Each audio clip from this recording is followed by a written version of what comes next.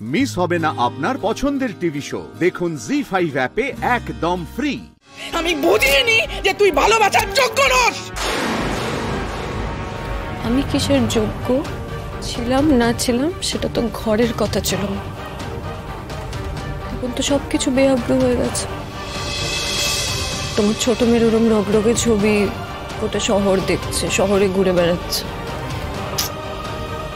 এখনো তোমার মনে হচ্ছে না যে তোমরা মেয়েকে ভুল বুঝেছিলে, যে ও তোমাদের বোকা বানিয়ে? চুপ চুপ চুপ চুপ চুপ চুপ কর চুপ কর চুপ কর চুপ কর।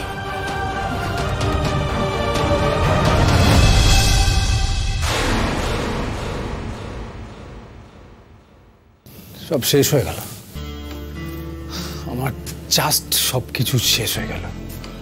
আমার রেপুটেশন, আমার গুডউইল সব জাস্ট ধুলোয় মিশে গেল।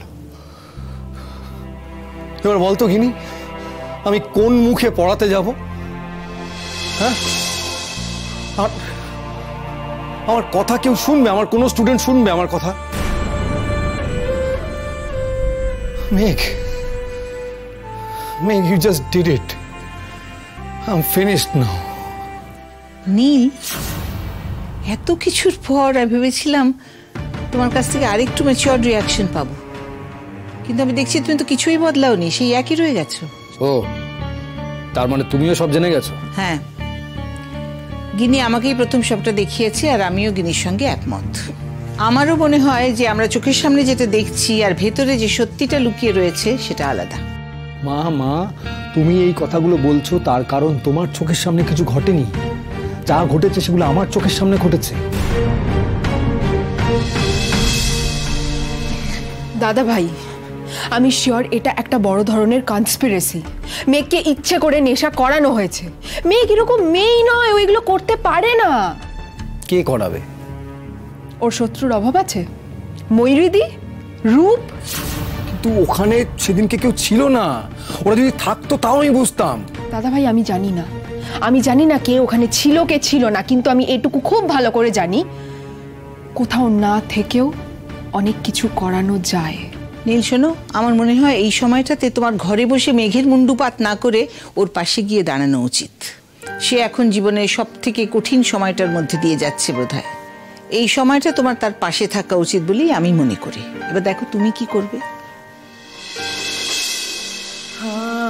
আচ্ছা গিনি, মানে ধর এটাও তো হতে পারে জিষ্ণু কোন রকম কনস্পিরেসি করেছে। হ্যাঁ, মানে ধর ও এমন একটা সিচুয়েশন তৈরি করলো যেখানে ওকে অ্যাকসেপ্ট করা ছাড়া মেঘের আর কোনো উপায় থাকলো না। হতেই পারে, কারণ মেঘ তো ওকে ভালোবাসে না, যার ফলে। দাদা ভাই, আমার না মনে হচ্ছে তোর একটু ডিটক্সিফিকেশনের দরকার আছে। তুই কি ভাবছিস? এত কিছুর পরেও তোর মনে সন্দেহের বীজগুলো গিজগিজ করছে। এটা কিন্তু ঠিক নয় দাদা ভাই, একদম ঠিক নয়। যাই হোক, আমি যাচ্ছি। এবার আমার যেটা ঠিক মনে হয় আমি সেটা করব। এই তুই কি করবি? তুই কোথায় যাচ্ছিস? কোথায়? দেখি কি ঠিক মনে হয় আমার সেটা করব। দাদা ভাই, আজ যে আমি তোর সামনে দাঁড়িয়ে আছি, আমি যে বেঁচে আছি, এটা কিন্তু মেঘের জন্য। তাই মেঘের প্রতি কৃতজ্ঞতা থেকে আমি ওর পাশে দাঁড়াবো। আর তোকে বলবো, তুই প্লিজ নিজের মাথাটা একটু ঠান্ডা কর, প্লিজ। আজকে তোর অফ ডে, একটু সময় নে, ঠান্ডা মাথায় ভাব কাল যা ঘটেছে তার কতটা মেঘের পক্ষে আদৌ ঘটানো সম্ভব।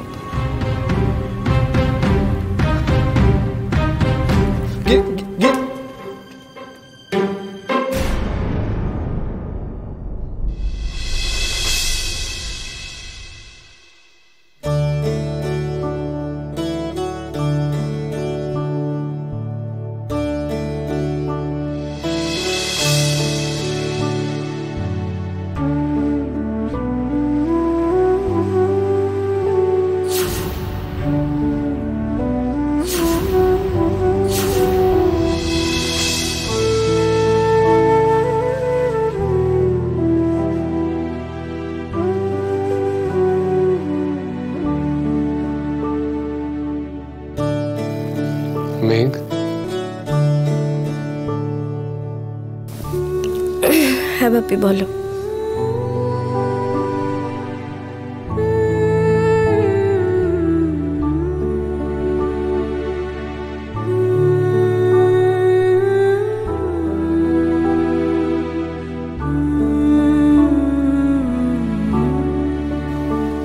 মা ওষুধটা ধর।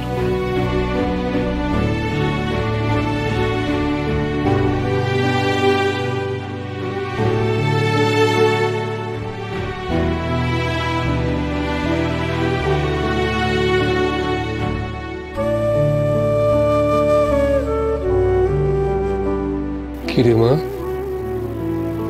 নিয়ে বসে রইলি কেন? খেয়ে নে ওষুধটা।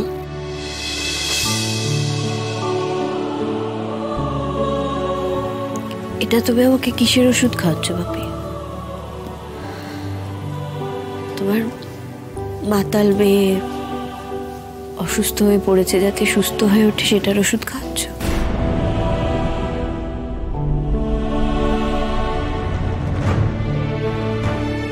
কি রে মা, ওষুধটা খাবি না? কি হলো? কি হলো?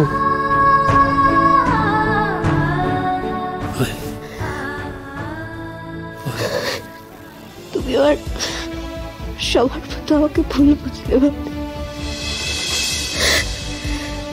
তুমি তোমার মেয়েকে চিনতে ভুল করলে। তুমি আমাকে আর সবার মতো অবিশ্বাস করলে বাপি।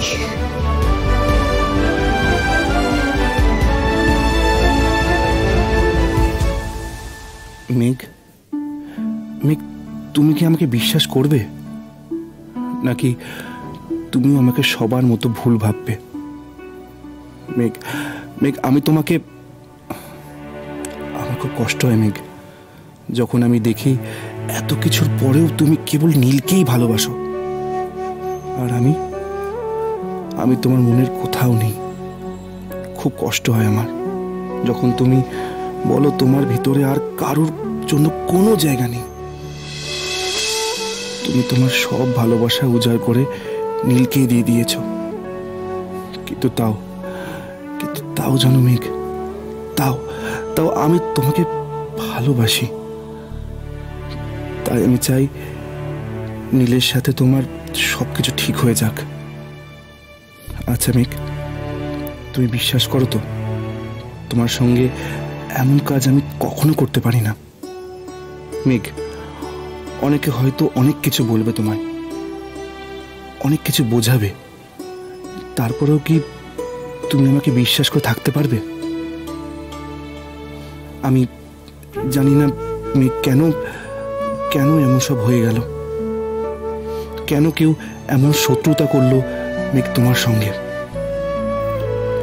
মেঘ, আমি তোমাকে কথা দিচ্ছি, যে তোমার সাথে এরকম করেছে, দেখো আমি ঠিক তাকে খুঁজে বের করবই। জি5 ডাউনলোড করুন আর সব এপিসোড দেখুন একদম ফ্রি।